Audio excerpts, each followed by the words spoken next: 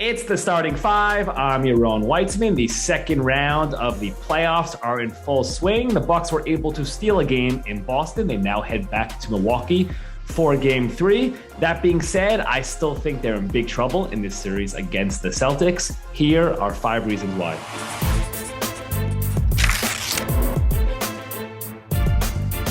Number one, Giannis stoppers. On the surface, Giannis has actually put up really good numbers this series, but if you look beneath the surface and how hard he's working to get those points, and you'll see that he's actually really struggling.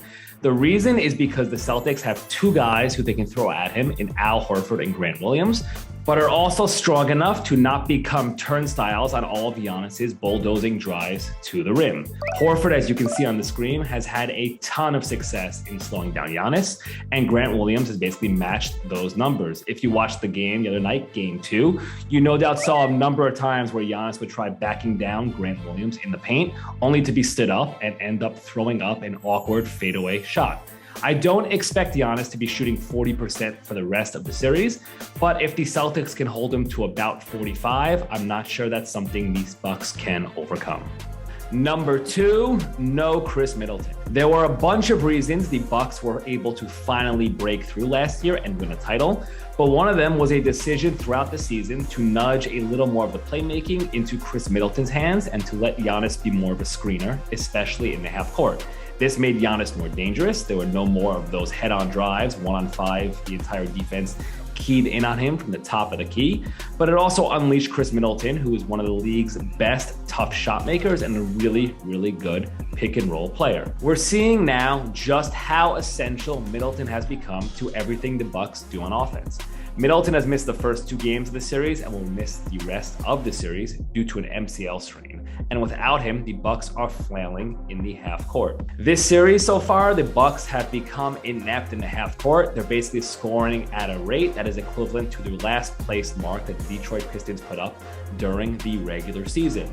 Middleton is someone who not only draws a ton of attention on offense, but he can also run a great pick and roll on Giannis, and he can create shots and generate offense with the shot clock running down. I love Jrue Holiday as a player, but he is not the level of creator that Khris Middleton is. Think of it like this: the Bucks are facing the league's top defense and are doing so without the player who is probably their best half-court scorer. Number 3 is more than 2.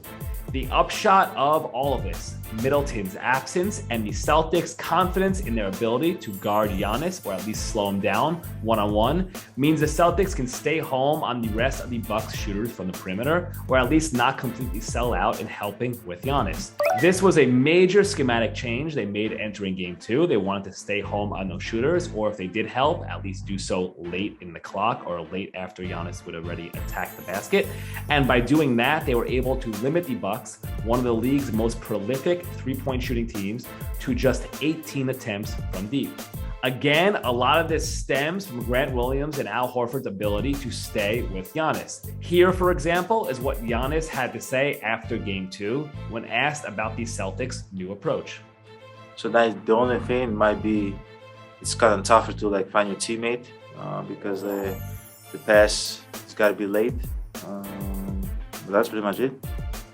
On the flip side, ever since Mike Budenholzer arrived in Milwaukee, the Bucks' entire defense has been predicated on 2 things: keeping opponents off the foul line and walling off their paths to the rim. The way the Bucks do that, though, is by allowing opponents to shoot lots of three-pointers. They're usually really good about making sure who those threes come from, making sure that they come from secondary players as opposed to stars, which they did in game 1, as you can see up on the screen. But in game 2, we saw the danger with that as the Celtics caught fire from deep. I don't think we can expect the Celtics to shoot this way every game for the remainder of the series, but I do think the Bucks are playing with fire here. Essentially what we have is them playing defense in a way that gives up lots of threes while facing a defense that is taking away their deep looks. From a math standpoint, I'm not sure that's an equation they can overcome. Number 4, the Celtics offense has seemingly figured out the Bucks defense. As I mentioned before, the Bucks are going to give up lots of threes. The key when facing them is to take good looks and not be coaxed into lazy attempts. This was a major focal point for the Celtics entering game 2. That's what we saw. We could have done better in game 1.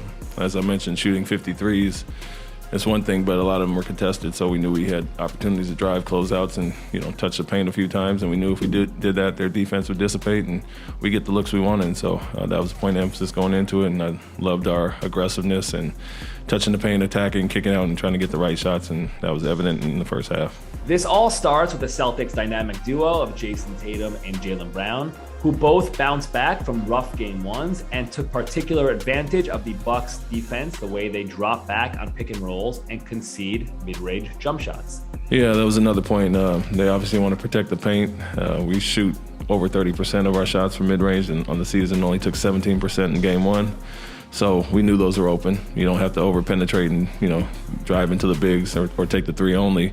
We have two really elite mid-range shooters, and we welcome those shots, especially when they're back in that drop. A lot of this will come down to shot making. Can guys like Peyton Pritchard, Marcus Smart, who we can expect to return for the rest of the series, Al Horford, Grant Williams, will they be able to keep shooting well from deep?